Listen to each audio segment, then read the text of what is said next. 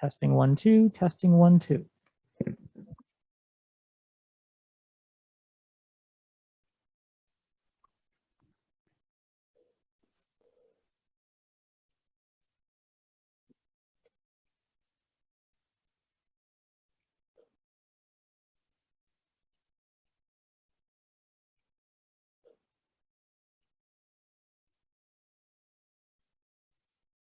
All right, so we're going to go ahead and get going.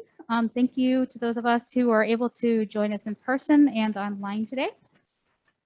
So Dr. Robert Helfenbein is an Associate Dean of Research at the Tift College of Education at Mercer University. He earned his PhD in BA from the University of North Carolina, Chapel Hill. Dr. Helfenbein has published and edited numerous articles and book chapters about contemporary education analysis in urban contexts in journals such as the Curriculum Inquiry, the Journal of Curriculum Theorizing, Educational Studies, the Urban Review, and the Review of Education, Pedagogy, and Cultural Studies. His single authored book, which is the subject of today's talk, is Critical Geographies of Education, Space, Place, and Curriculum Inquiry, which came out in 2021 with Routledge. And his current research interests include curriculum theorizing in urban contexts, cultural studies of education, and the impact of globalization on the lived experiences in schools. On a personal note, I can't say that we have a better colleague in the field of curriculum studies, or that I've had a better administrator to work with as a postdoc when I first started my career at Loyola, Maryland. And so without further ado, our colleague and friend, Rob Helfenbein.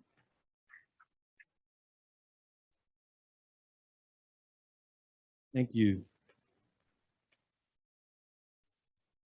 I've asked the folks here if it's okay for me to take off my mask and if I'm going to be here at the podium, so that's what I've done.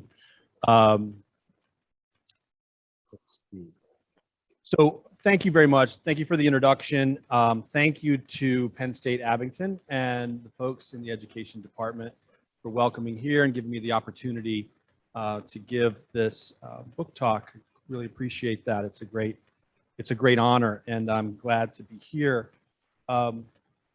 I should also acknowledge, particularly given the topic of what we're taking up today, but also just in general, that we're today, as I understand it, on the ancestral lands of the Lenape, and that's stolen land, and we need to acknowledge our relationship to that, both historically and in an ongoing sense. So I'm just going to jump right in. I've got some prepared remarks, and then we have some time for question and answer.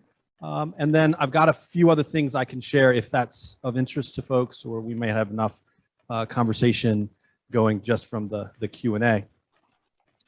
So, and by the way, we can't hear the folks on Zoom. So if you have a question, or if there's something with the sound or something not working, please put it in the chat. And Bonnie is graciously kind of monitoring that, and we will pause and adjust. So by way of introduction, I want to briefly say that my work comes from two theoretical trajectories. The first is reconceptualist curriculum theorizing, which I might inadequately define as the shift to an emphasis on understanding curriculum as opposed to designing and evaluating it, that requires pulling analytical tools from outside of formal work on education to inform those understandings. Within that project lies the recognition that subjectivity, the intensive ongoing development of the subject, is what gives education its life, and then its agency, and then that curriculum is studied instead of some dusty notebook on a shelf, but as lived experience. Secondly, my work is irreparably informed by what is known as Birmingham cultural studies, via scholars like Stuart Hall, Lawrence Grossberg, and Doreen Massey, the latter being a geographer, by the way. Here again, inadequately, culture is understood not as a thing, but as a process, as what Raymond Williams called a field of struggle that is social, political, not guaranteed, and important in this context, material. It is also, via Stuart Hall, an explicitly political project itself, in that the quote detour through theory is intended to lead to politics and process that attends to the marginalization and oppression in the social world. To give away a punchline, perhaps, this is where, when I talk about spaces of possibility for resistance and resilience in schools, I also then point to the political project of creating more of them. I've called this book an intellectual geography, as my intent is to track the development of the ideas around a critical geography of education as developing over space just as much as developing over time. After laying out a theoretical framework, the chapters of the book trace my own journey from dissertation research to current research projects and hope to show how ideas built upon one another as I traveled from place to place. Each chapter begins with a vignette told in an informal voice, describing the material, physical experience of moving to new places, as each one brought new things to light and added nuance to an analysis of contemporary education. The hope here lies in showing ideas in movement, emergent and not yet done. Notable in thinking about this assemblage of ideas as a whole is the recognition of how much more explicit race becomes as both part of my own inquiry and part of my analysis. Not to say that it wasn't always there. Segregation in education looms large in our history and is by definition spatial. But as ideas and inquiries formed along the way, race, anti-Blackness, the post-colonial, and white supremacy sharpened for me in analytic relief. Especially in US contexts, race and space are inextricably intertwined. As my journey gets mapped in this text, a racial critique not only comes into clearer focus, but becomes all the more urgent as we try to understand the spaces that we find ourselves in.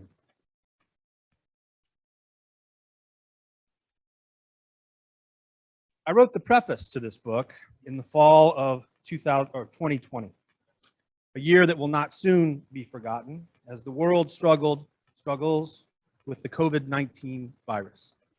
And what was often a bumbling, if I can be kind, political response to that crisis. To varying degrees, people have been in social isolation or quarantine, or at least in masks and social distancing. Some in the United States and Georgia, where I find myself now, of course, denied it was happening at all and didn't do any of those things. But as this is a book about geography, it's striking how in this time of ongoing global pandemic, we look at maps every day.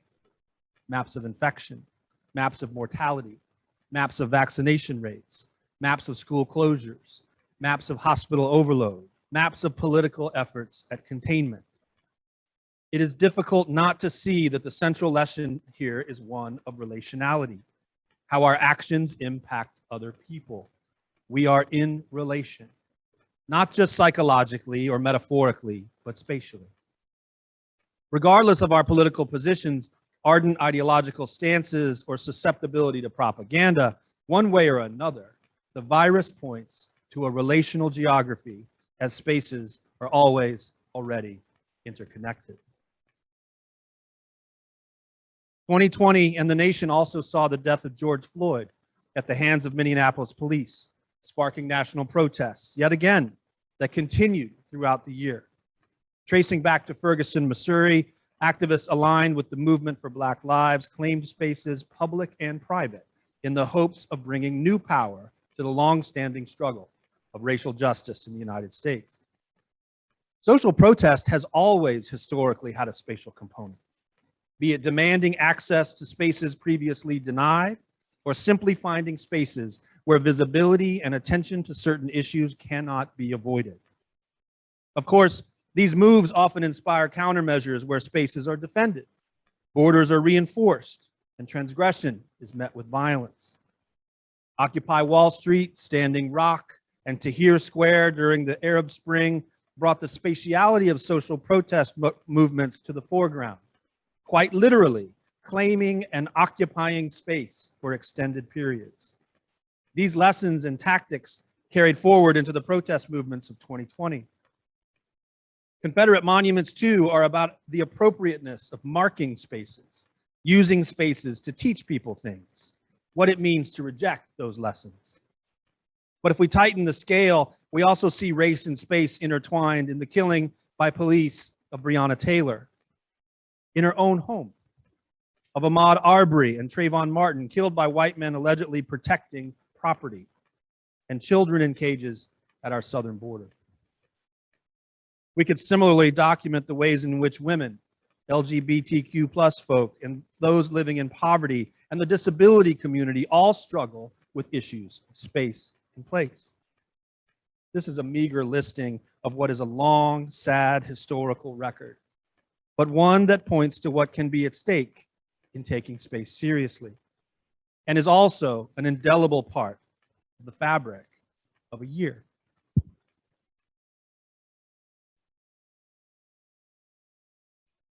Since the early 2000s, I've been writing about critical geography and how it might be useful in curriculum theorizing, educational research, and the foundations of education. Merging with another interest in cultural studies, I focused on spatial thinking that privileged the material aspects of space as part of an inquiry that saw space and the people within it as mutually constitutive. In other words, I wanted to talk about space and place beyond the merely discursive. Others in educational theorizing have taken up spatial metaphors in interesting and generative ways, but my usage of those discursive tools has been intended to point to a material geography of physical spaces. This doesn't make one project wrong and one right, but it does point to difference in approach and potentially different possibilities for analysis. As what I hope was laid out in the pages that followed in the book, I want to suggest, and suggest again, that place matters, that taking space seriously matters, and that curriculum matters. What I've tried to weave together here is that simple argument and all the incomplete complexities that go into it.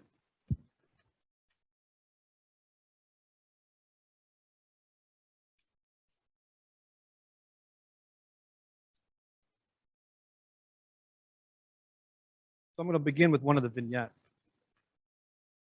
This intellectual geography begins at Appalachian State University in a master's seminar in geography. Here I was introduced to the idea of Marxist, small m was intentional, and feminist geography. I simply hadn't thought about how a theoretical frame might impact the work of geographers. But the idea that maps had authors, biases, and political goals didn't take long to sink in. My paper in that class, by the way, was on the Zapatistas and the claim that they were the first postmodern revolution. Thank you. What was already a deep interest in history became a much more socio-spatial view, one that began to ask questions about the entanglements of history, geography, and the social. I can clearly remember that classroom, that place. I remember it with an embodied feeling that something new was happening.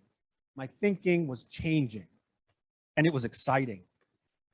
The geography department had its own floor, and the graduate students had their own space, a shared office where late night papers were written and good Costa Rican coffee was consumed in quantity. The beans were brought back from a study abroad every year. Coffee became a thing. Some students were obsessed with the new technology at the time, geographic information systems, while others dug deep into the study of natural hazards, notably hurricanes, as we were in North Carolina. And I started to look for linkages between culture and place, history and spatial distribution, and how space became place. Or in other words, what was the role of place in how people made sense of the world?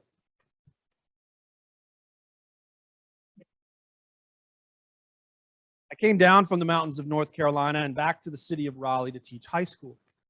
A dramatic change in scene and professional responsibility, but also a homecoming of sorts. I grew up in Raleigh, that carried with it all the good and bad of those memories.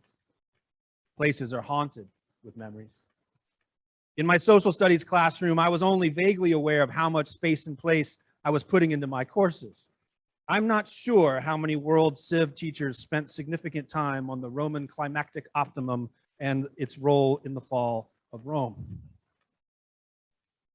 But I did start to raise some spatial questions in that role of high school teacher, as some fellow and as well with some fellow critical teachers that were there. And I began to think deeply about equity and opportunity at our school.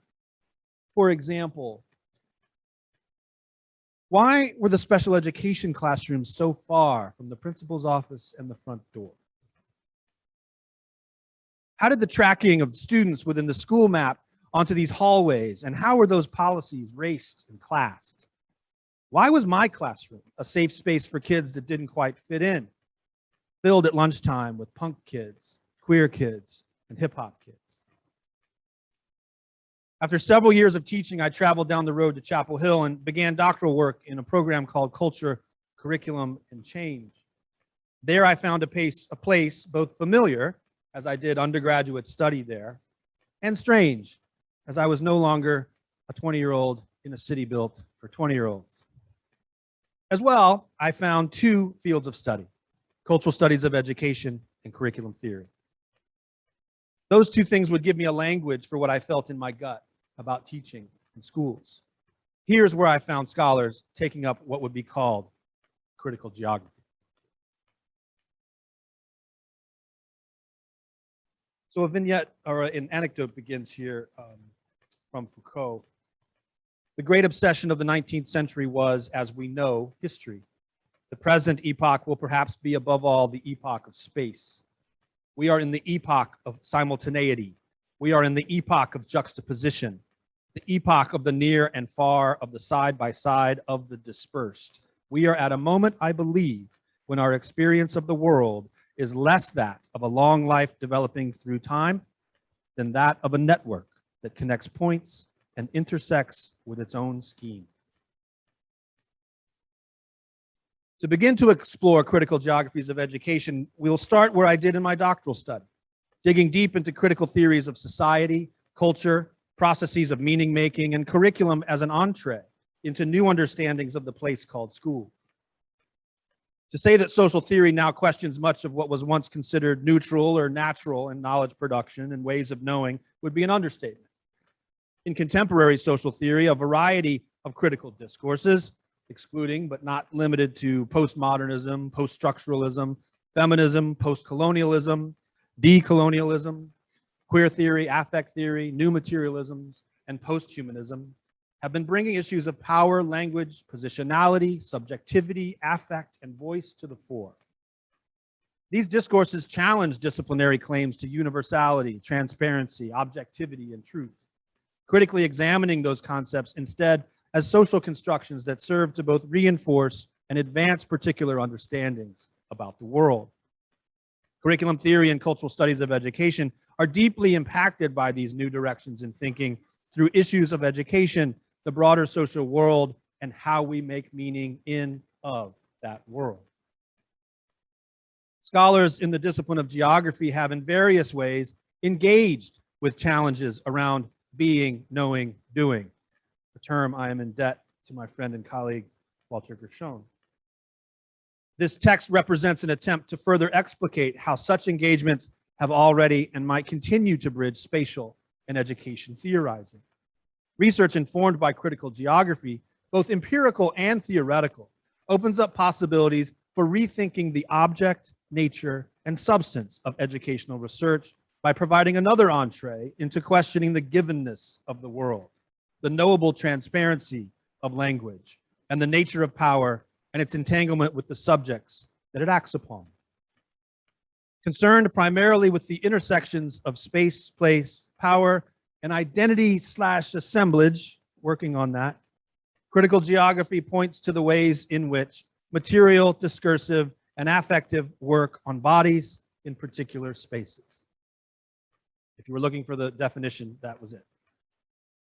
This is the socio-material, what Hulton defines as grounded in relational or becoming ontology, where researchers or theorists aim to move away from a view of materiality as something distinct, bounded, and separate from human agency and intentionality to an understanding of it as entangled with, and thus deeply co-constitutive of, agentic action and organizational realities.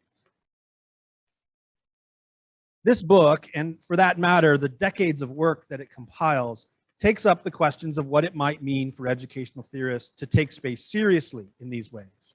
And what then would it mean to theorize curriculum as spatial text? The eponymous work, Understanding Curriculum, an introduction to the study of historical and contemporary curriculum discourses, well known, of course, Pinar, Reynolds, Slattery, and Taubman, does not include a section on thinking curriculum spatial. Today, however, this addition could certainly be done. Cognitive mapping, curriculum mapping, meaning maps are but a few examples of spatial terms making their way into curriculum discourse. Not to mention, it could include a tracing of the work of curriculum theorists who critically take up issues of place, like Eugenia Whitlock, Brian Casemore, Ong-Yu Wong, Walter Gershon, Sabrina Ross, Gabriel Huddleston, and Bonnie Wasilek. What I and those scholars offer here, what elsewhere I've called taking space seriously, implies more substantive shifts in the way scholars look at the lived experience of schools. Educational research still tends to consider classrooms and schools as bounded spaces, tightly constrained. These limits allow for a simpler analysis and a neater path toward conclusions. However, to better understand the complexity of educative spaces, a critical geography approach acknowledges that socio-material systems like schools are bound in what Nesper powerfully describes as a tangle web of practices. These practices include the communities that they're situated in, sedimented histories, economic and cultural contexts, connections to multiple layers of government, as well as identities, ideologies, and affects. For reconceptualist curriculum theorizing, an important shift was in turning to the Latin word currere, the running of the race, as opposed to curriculum, the racetrack. But, or maybe better, yes, and from the perspective of what I'm calling the spatio-curricular, we might then refuse the heuristic binary, see them as necessarily in co-constitutive relation, and do so in terms of the metaphorical racetrack of curriculum, but also in the material spaces that the racetrack occupies and transverses.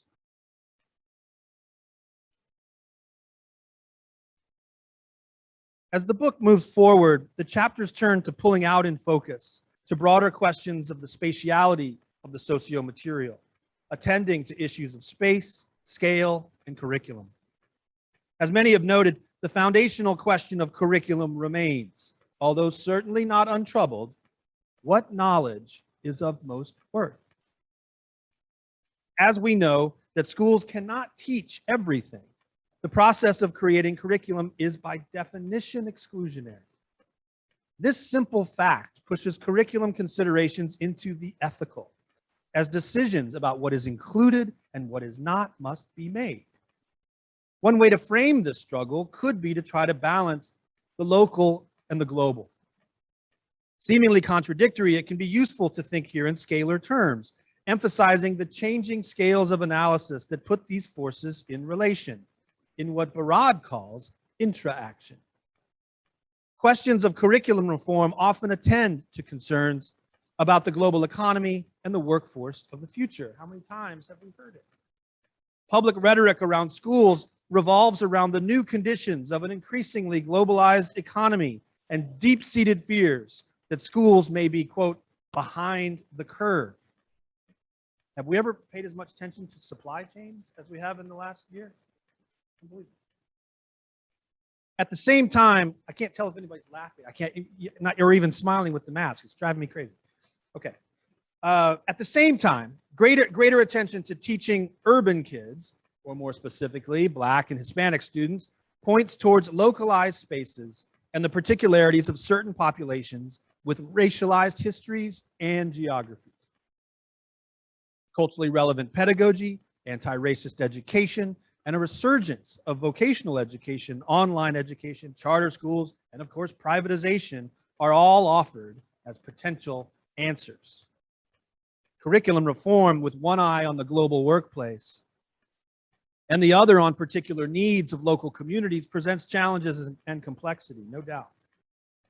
These challenges are better addressed with curriculum theorizing and education policy work that takes up the yes and offered by a scalar approach than with the either or a bifurcated view. By scalar approach, what I mean is a shifting of scales. Think of it kind of like the aperture of a camera that's opening, closing, Closing, shifting back and forth. Critical geography and its scalar approach to analysis, or as I have called it, the geography of the yes and, insists on attention to both the global and the local, as well as the friction in between. Not only in the sense of assessing the needs of the future workers, but also in creating critical understanding of the present conditions that students, teachers, and parents find themselves in. The localized context of access to education, job opportunities, obstacles to academic achievement, and even school funding are in no way separate from the responses to global economic forces by multiple levels of government and business interests. Urban settings provide the most condensed site for analysis of these processes, and urban education reform exhibits all the characteristics of changing spatial ordering and prioritization, as well as demonstrating the impact of new demographic and socioeconomic shifts.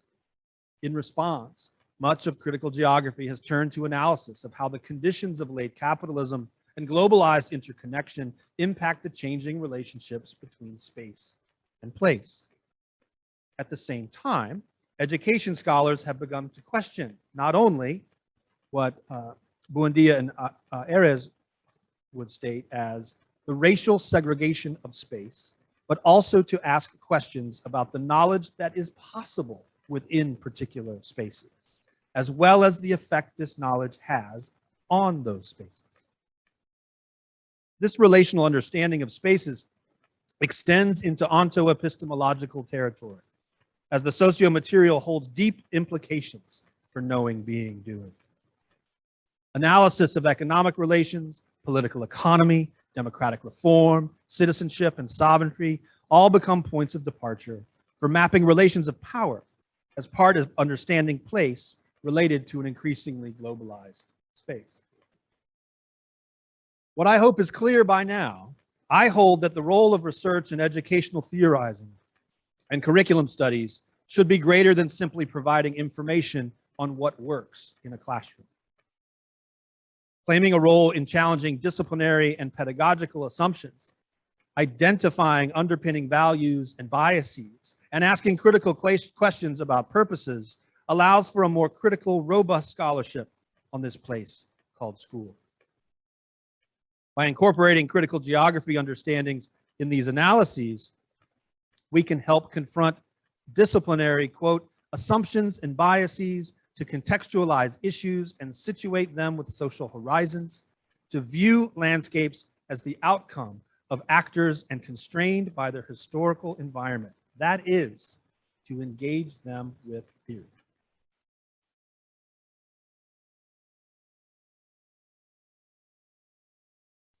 This move away from research that adheres to disciplinary understandings to one that critically examines them and pays attention to the ways in which spaces and places and the various understandings that go along with them are made, imagined, contested, and enforced.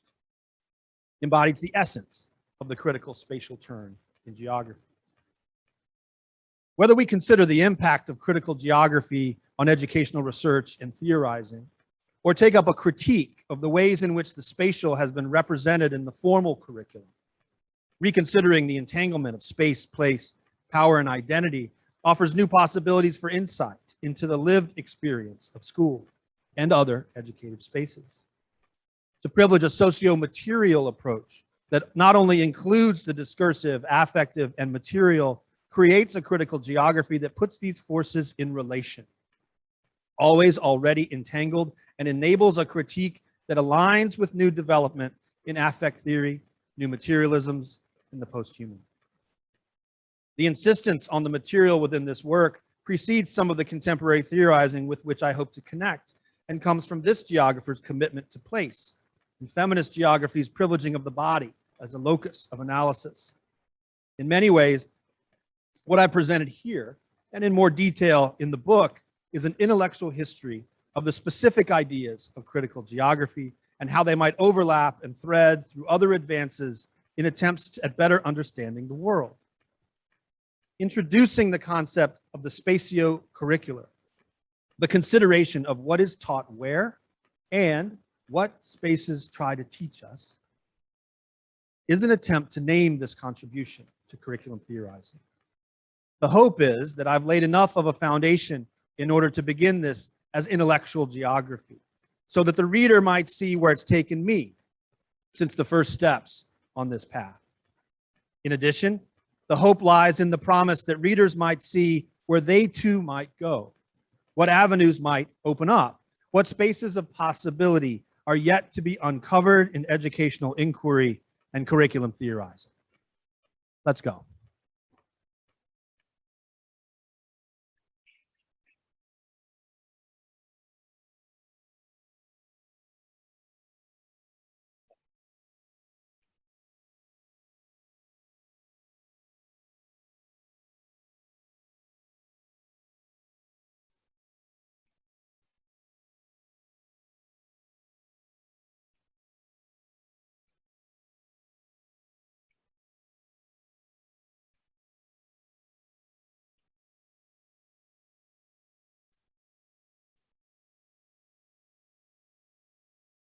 So my mic is dead. So I'm going to go ahead and start, or at least I couldn't seem to get it to go. We're going to go ahead and start taking any questions from the chats that you might have. First, I want to thank Dr. Helfenbein for his time here today, of course. Give him a moment to breathe. Did you get a mic working? Hit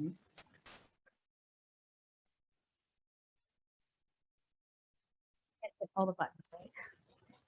All right. Is there anyone here?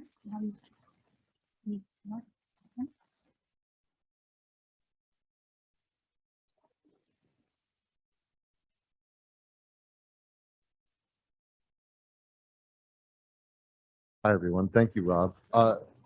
If you wouldn't mind, please talking a little bit more about the spatio-curricular and how you understand it in perhaps relation to curriculum, the running of the race versus curare, the doing versus spatializing in that kind of way. I would really like to hear more about that, please. Sure. Could folks hear the question?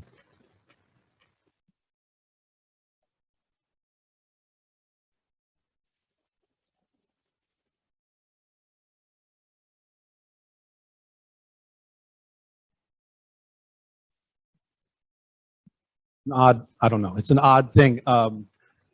There's more people on Zoom than in person, so I feel like I'm speaking into the abyss.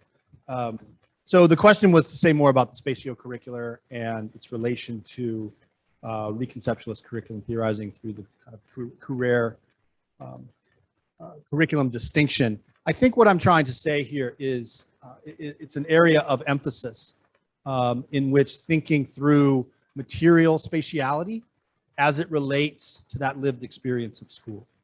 And again, as a point of emphasis, that the running of the race happens in spaces.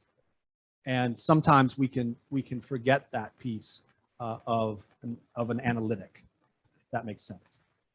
So when explaining kind of some of these concepts to folks in graduate classes, I often talk about the enacted curriculum, right? So particularly teaching or in-service teachers in a curriculum theory, like a class in the master's program, for example, they're a little baffled at first, actually for most of it, although that's kind of the intention. And then when they get the idea that you have a curriculum that is a dusty notebook on a shelf that you were handed when you first got your teaching job, right, or on the web or wherever it is, that exists. That's part of the curriculum. That's the formal curriculum. That's your job that you're supposed to do, right? But then that there's these other layers to what curriculum is, right? And that one way to think about it is in the enactment. And I quite like that. And Dave Flinders did a lot of work with the enacted curriculum, for example. There were some others, but because it allows teachers to kind of see what we're trying to say within curriculum theorizing. Is there something else, there's layers of something else happening that really get at that lived experience of teaching, learning, school, right? And what I'm trying to kind of point a different emphasis on is in the spatiality of that, right? The bodies in the room, right? The distance, the spacing, the materiality. Wow, it's hot in here. You know, those kinds of very physical, embodied things that are part of the mix that I think we can also miss. I note in there that, or in the book rather, that I'm relatively new to getting up to speed with affect theory. And actually, I have to thank Dr. Wozalek for pointing me in some certain directions. It was helpful. And connections that I didn't know were already there. But the idea of affect certainly, I think, is an embodied notion or understanding that there are things that are happening that may either be pre-conscious or beyond the conscious, right, that are acting upon us, and they're acting upon bodies. But again, the point of emphasis is they're acting upon bodies in spaces. And so it's a turning of the camera. It's a different type of emphasis. I want to make very clear, I had a line there around the heuristic binary between career and curriculum. And please note that the word is heuristic. I am not suggesting in any way that the career tradition is one that disregards the materiality or the body or even the formal curriculum. I don't read it that way, right? So, but there is a heuristic distinction, which is an analytical tool to make a particular set of points. So that was probably a generous question to let me say more about that. I appreciate it.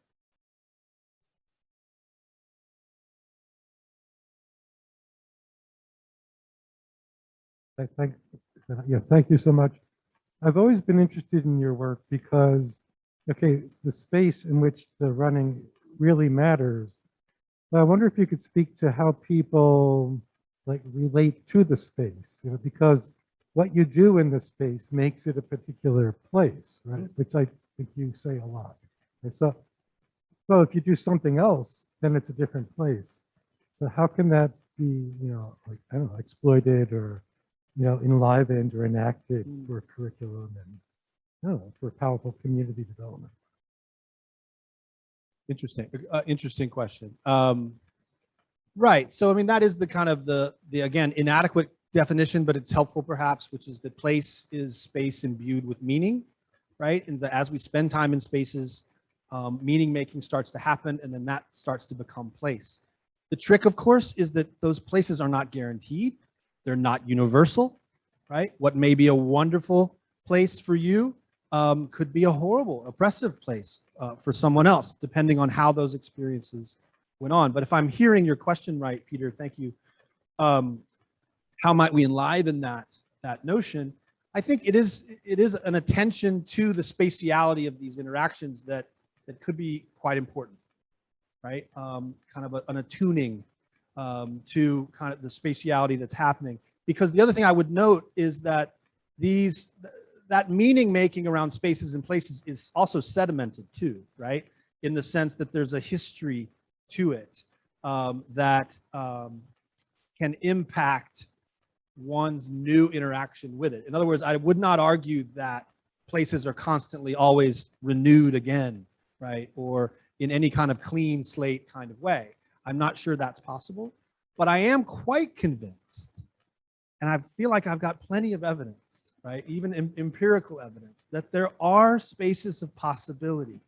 I've seen them in a lot of my empirical work, qualitative work that I've done, ethnographic work that I've done, where folks are able to carve out spaces that are resistant, resilient, sometimes revolutionary, right? And so actually, there's a doctoral student at Georgia Southern, Daniel. I'm not going to remember his last name. I apologize, Daniel. But Daniel was interviewing me for a class down at Georgia Southern, and I really want to thank him because he really pressed me on the connection between the three ideas that I've talked about for a while, which is the idea that spaces speak, spaces leak, and spaces of possibility. And Daniel was persistent in getting me to answer a question that nobody had really asked me before, which is, well, what are the connection between those three things? And it really got me thinking. I think I'm still on your question, Peter, I think. But the idea is that spaces speak, right? In other words, they teach us things, right? We can learn things from spaces, right? Some of those things are very intentional. Some of those things might be less intentional, right? Some of those things might be hidden, much like curriculum. But they also leak in the sense that they're not guaranteed. There is that possibility for agency, for slippage, right? Which enables us to have what I would call, coming out of a Birmingham cultural studies critique, of a rather nuanced understanding of structure and agency, right? It's never completely determined, right? Power doesn't quite work that way, right? But the importance of the connection is when we realize that spaces speak, we can pay attention to that. We can then identify where spaces leak and then potentially identify spaces of possibility, which could be positive, right? In that sense of community organizing, activism, solidarity, those type of things. Now, truth be told, in the book, I actually critique my own previous work and say, I have to be able to recognize that those spaces of possibility are also the opposite, that they can be spaces of closure, of exclusion, of marginalization. It can work the other way too. And so there's a chapter in the book that actually flips some of that critique on its head. Right. Yeah, there's no guarantee, that both things are happening, and there's no guarantee that it's one or the other, and it's highly likely that both things are happening to different and varying degrees as we think about it. My concern is that we're not attuned to the spatiality of it at all, right? And what we're doing is perpetuating systems of marginalization and oppression, right? Or the lack of participation. Larry Grossberg was fond of saying that power always has a geography because it's always about access. And I think that's something to think about. So we have a question here in the chat. It says, please talk more about geographies of possibility. Specifically, how do we as curriculum workers create possibilities of geographies in impossible times? Well, there's the title of your paper. That's a good one. From Ming Fong, by the way. Oh, that's a good one. Yeah, well, what else do we have, right? These impossible times that we find ourselves in. I mean, I think a simple answer, and maybe insufficient, I don't know, but one thought that I've come back to quite a bit in my professional career is the power of giving teachers space. And I mean that kind of metaphorically, but I actually mean physically, to come together and talk about the work that they do. I've come to a point where almost professional development, like the most important thing is giving teachers an hour in a room. But they don't have that, right? And let them talk about the work that they're doing, what's working, what's not, right? What's valuable, what's new, how they're trying to address these impossible times. To me, that's a very practical thing that we can do. I'm way less enthused about the professional development that we might design at the university level. I'm much more interested in if that's our way that we can create some spaces for teachers to come together as professionals and people that care deeply about the work that happens in schools. That's something very tangible that we can do. I also think the focus on the enactment of the curriculum gives us a way to talk, I think, more practically about what happens in those classroom moments that can then reach classroom teachers, which then allows them to think about some of the things that I think we're all, at least anybody here on Zoom, is interested in, which is issues of equity, issues of, again, anti-racism, and issues related to power and education. Right? I think curriculum actually provides a set of tools, and that sometimes as curriculum workers, we sell ourselves a little short. I think we have something to say in an education policy conversation, in a scale it down, in a building level policy conversation about what's happening in schools. I think there's a lot of things that curriculum enables us to address. This is not a question, but a comment coming from neuropsychoanalysis, leading neuroscientist Zaski, The Brain on the Inside Out, reading one of those technology moments. Read alongside Affective Neuroscience and Turnbull's Masons, Tricksters, and Cartographers reveals the deep connections between affective systems and their claim on defining space and place with lived meaning. So there's a psychosocial question or comment there. No, that's great. That's great. I wouldn't claim that as my expertise, but so I'm glad we're recording this so I can take a look at the reference. That's exciting. Absolutely. Then Janet Miller says, a wondering. In the late 1990s, Elizabeth Ellsworth published Places of Learning. She particularly drew attention to the learning self in all kinds of spaces/places, not just schools, a theme Bill Schubert has also explored deeply. I'm wondering if, and if so how, such work may have influenced your own. Very good. Thank you, Janet. Yeah, that's an important book. I remember coming across it quite clearly. I particularly remember I believe there's a whole chapter, it's been a while, but on kind of public art and thinking about public art as pedagogy and some very interesting things there, which is another kind of, it's a related interest of mine too. I'm very interested in public spaces and how we organize those public spaces, and then asking the question, what are they trying to teach us? And then there was one of, I think it was the historical Polish ghetto. I remember that chapter in particular. So very influential on thinking about that, because the idea is the art, they're trying to subvert those spaces, right? In fact, there were some artists in Baltimore that I knew that had a kind of a similar radical project where they had these big projectors and they would project not just slogans, but sometimes historical images on gentrified areas to bring attention to kind of how the neighborhood is changing and gentrifying, et cetera. Really powerful art. Yeah, I use the term educative spaces in the sense that I think there's all kinds of places where education happens in very important ways, formally and informally. And in fact, in truth, most of the spaces of possibility that I myself have stumbled across have not been in formal schools. I still think they exist in formal schools. I think in every school I've ever been in, there's at least a small handful of really powerful educators doing really important work with young people. But often it's the basement of a church, or it's an after-school program, or it's some type of city community organization. The work that I've done in urban education, certainly I've spent a lot of time in churches, in multi-purpose rooms, in some former office space that the church has led a youth program work in. That's where I see a lot of political activism. That's where I see a lot of organizing. And I think those are educative spaces. It's funny, I see Bill Schubert there too, but I remember when I first moved to Baltimore, my plane got delayed. This was years and years ago, but I hadn't moved to Baltimore yet, but I accepted the job, and I got stuck in the airport with Bill Ayers. And so he and I were hanging out because our plane got delayed, right? And talking, and he was real excited about me going to Baltimore. But the first thing he said, Red Emma's bookstore. You got to go to Red Emma's bookstore.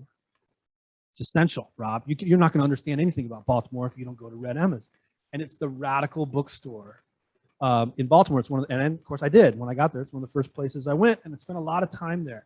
But it's interesting to me how a bookstore can be something of an intellectual center for an activist advocacy community in a city, right? Because they embrace that. But talk about an educative space.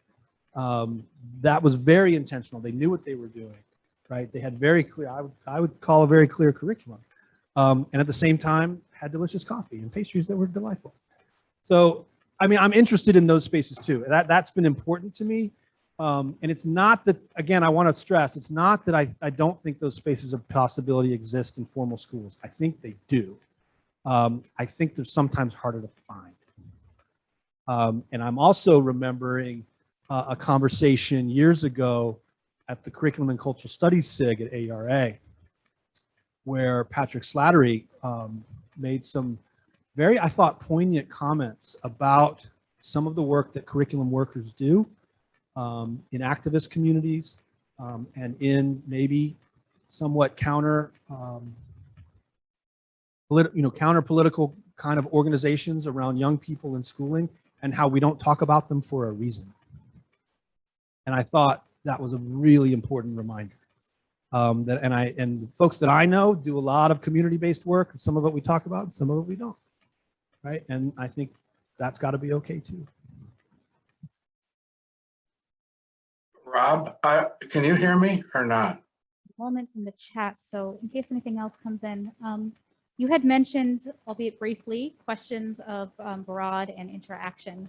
Intra, for those of you who haven't read it, INTRA space action.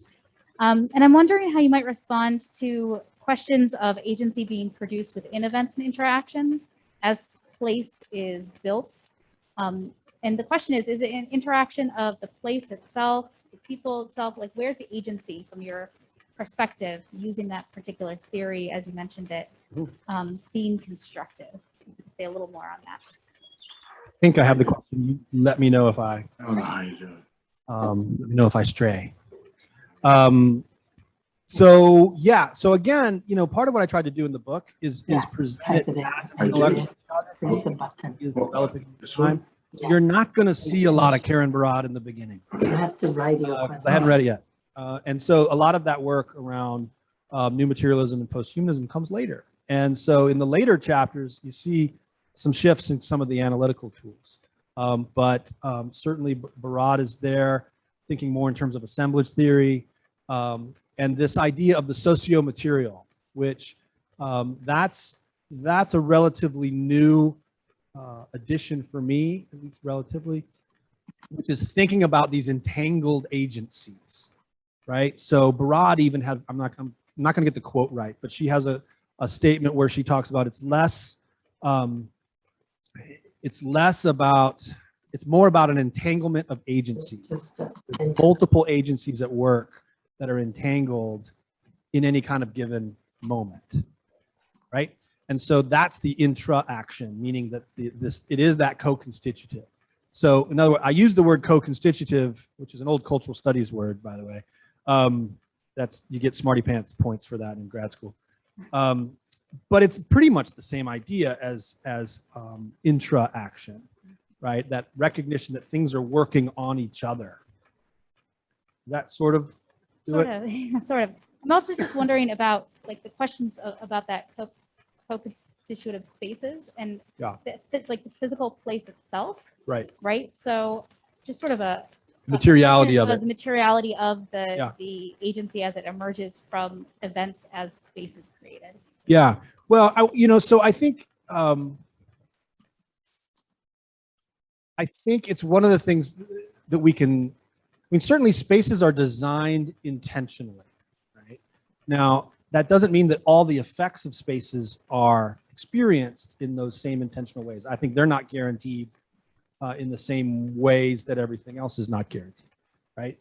But you can argue that a building has an architect and they're trying to do something with a space, right? So, and again, I probably am straying a little bit here, but I remember back at Loyola, there was a remodeling project of the School of Ed, right? Long overdue remodeling of the building of the School of Education. And so they had these architects come in and they did like a little focus group thing. And foolishly, somebody put me on the committee to attend. And so I was there. And the first question was, okay, when you think about the School of Ed building, what do you think it says to students? Right? Now, this was an old classic building, kind of narrow hallways. Lots of doors and then doors before doors, like that office suite door that closes, and then each office has a door that closes. And so I raised my hand. I said, this building is trying to tell students, we don't want you here. And I'm pretty sure I'm right? It's like that's the message. Because I mean, and there's no outlets, right? So it's, it's 2020. Students they have laptops. So you would see them. Those brave few that would come, they'd be sitting in the hallway. There'd be a couple of them around an outlet. There's no chairs for them to sit on. They're sitting on the floor. They're trying to find some kind of space to either do some work or have some time together. There's no shared spaces. There's nothing. I think very intentionally, I think it's a relevant example is here's a physical space that what it's trying to teach us, or like that spatio-curricular is, yeah, we don't want you here. Come in for class. That'd be great. Then we want you to go. Right? We don't actually want you to be around here. And we certainly don't want you to interact with faculty. You got to go through 2 doors to get to a faculty person. The message is pretty clear. You really need to talk to a faculty member before we're going to let you in both doors. Right? So I think that might be an example. Absolutely. And I think that goes well with one of the questions now in the chat is how do you see ethics in relation to space and place, thinking about broad, seeing ethics as a condition of entanglement? I think that's excellent. Well, I think I can't think everything I do is rooted in kind of ethics too, and I think in the sense that I don't know how we get out of it. I don't know how these considerations don't lead us to an ethical consideration. And so the ethics of spaces, like for me, that story I just told you, I find that problematic, right? So I find that very problematic that what we're teaching through the spatial construction that we have, that students aren't welcome here. What the main concern for me is what that means about the relationship between teachers and students, right? But probably in that particular case, what comes to mind is there's a certain type of student, right, that has been socialized in kind of a white upper middle class, if not elite status, that has the wherewithal, the understandings, and frankly, the privilege where those two doors don't really stop them very much, right? And so they get in and they talk to faculty and they do all the things that they need to do. And yet that same institution, my previous institution, had a growing number of first generation college students who I didn't see making those same inroads to talk to faculty, to get their needs addressed, to get the supports that very often were there, but they didn't necessarily know how to access them. So as we open up the doors to accessibility, I'm very concerned ethically, for example, that that's the kind of spatial construction that continues to perpetuate a certain amount of privilege for a certain type of person. I know that we're at the end of your time, and I thank you so much for being here. I'm so glad that I came over. This is very new to me. I don't know this area, but I definitely will read up on this. I'm not in education. I'm a psychology faculty person here, but the ethics question got me thinking about something that might be a relevant place to. And so I have an interest in medical research ethics issues, and often in discovering that certain medical researchers did some quite horrific things to human participants in their research studies, the very same researchers who are often glorified by having buildings named after them. So recently, in an attempt to have a building at a university either contextualize the name of a building that we had discovered something quite awful about the namesake of the building, who had been the first dean of public health at, in this case, University of Pittsburgh. And so the building was named the Parran Graduate School of Public Health, but we had discovered that Thomas Parran, who had been Surgeon General of the United States decades ago, was also the initiator of the Tuskegee study. We and many of the students, we who write about research ethics, a few people that were concerned about this, and many of the graduate students were saying they can't walk into a building of public health in their graduate programs of public health knowing that the building is named after this individual. And so while I was pushing for a contextualization of the name so that we don't bury it and no one knows what he had done, they very much wanted the name removed. And so now it's just referred to as the Graduate School of Public Health, but it was largely a student, you know, people that had been writing about this person were not being heard, but the students saying, walking through the doors. So in my very naive way of not knowing your work and just hearing about, you know, whether a student feels this is a place for them, they just felt that, you know, this could not be named after the person who had initiated a study that is known to them. Most people don't know about all the other awful research that's been done in this country, but they know about Tuskegee. But I'm just wondering, especially given the Robert E. Lee statue removal yesterday, the issue of contextualizing spaces versus removing memories of, I worry that by removing, maybe not so much the statue, but certain things, that by not educating, that they end up not having any educative qualities to them, and that's a very current issue, you know. Yeah, it is, and very controversial. And I can see multiple sides to that. I tend to think too that, I mean, I would rather have a much more enriched conversation about something than to act like it didn't happen. I mean, I think that's kind of an erasure of history that is as dangerous potentially on the left as it is on the right.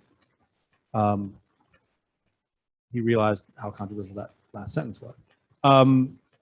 But I think it begins with a recognition that those monuments were put up for a pedagogical reason in the first place, right? So one of the things you can think about is, so there's very often a very common one is the statue for Confederate dead, right? And it's often a single soldier, right?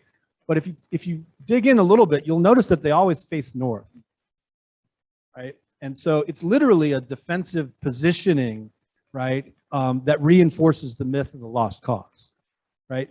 So the idea that that's just a piece of art is ludicrous, right? It is trying to teach us something, right? And it was intended to teach us something. So in that case, then the question becomes, what does it mean then to refuse the lesson? Which I think is in the paper. We refuse the lesson. What does it mean then to teach otherwise, right? And then what's the best way to do that? I'm not going to probably satisfactorily answer the question as a whole, but I think that is what we need to wrestle with. I think there are some cases where absolutely they should be moved, right? In some cases, perhaps it's supplemented, right? And we use it as an opportunity to do something otherwise, to present a different set of kind of pedagogical possibilities in that case. The naming of buildings is odd one though, right? Because one, very often that's a little less pointed as the Confederate monument. No, they are. I know. Yeah. Absolutely. Oh yeah. I mean, I went to UNC Chapel Hill, rather proudly, and they're still struggling with half those buildings were very public members of the Klan, and it wasn't that was a secret when they were named either. So that's the other thing that I think folks have to wrestle with. That I think we have to wrestle with. If I can, I know we're out of time, but if I can jump right back, because I feel like I dodged the Barad part of the question, and I just want to say one thing: the recognition about relation, right? Whether it comes from a critical geography perspective or if it comes from feminist theorizing, the idea about relationality is necessarily ethical, right? There is no other step to take, right? Because if we are in relation, then the question becomes, what is the ethical way in which to navigate those relations? It's why, I mean, all of the post-structuralist philosophers, all of their work ends in ethics, all of them, right? Because it takes you, there is nowhere else it can take you. If we're in relation, then we have to ask the question, what's the ethical way for us to do that, right? Once we've broken kind of that autonomous individual, right, or that transmission theory of knowledge, checking all the boxes here, right? Once we break that, we're left with an ethical understanding.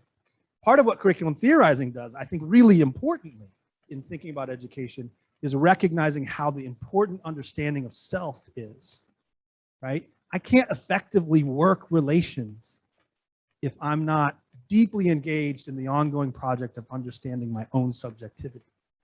That's where Courere's powerful. Because I'm not walking into a classroom empty, blank slate either. We're comfortable with saying, well, you remember, students aren't blank slates, right? No, they bring all these experiences. We can say that in teacher ed, but how often do we say, well, what about us? What am I bringing in to the classroom? What do I need to work on? What do I need to challenge on myself, right? As part of a relational understanding that is what I think is called education. I think that's an excellent note to end on.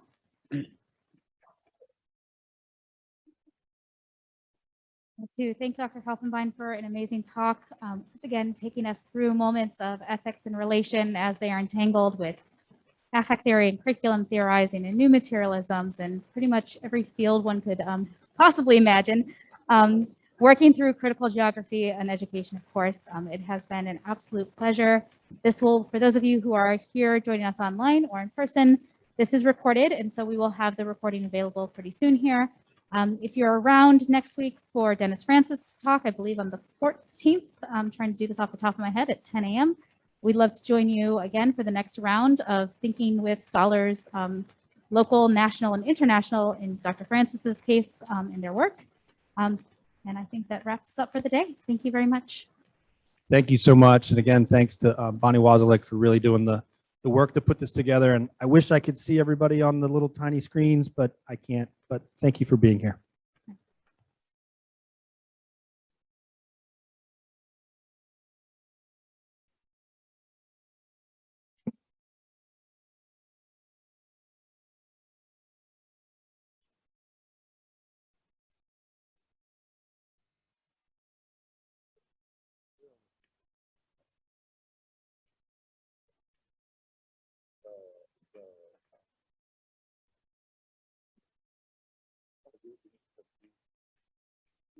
But leave it alone.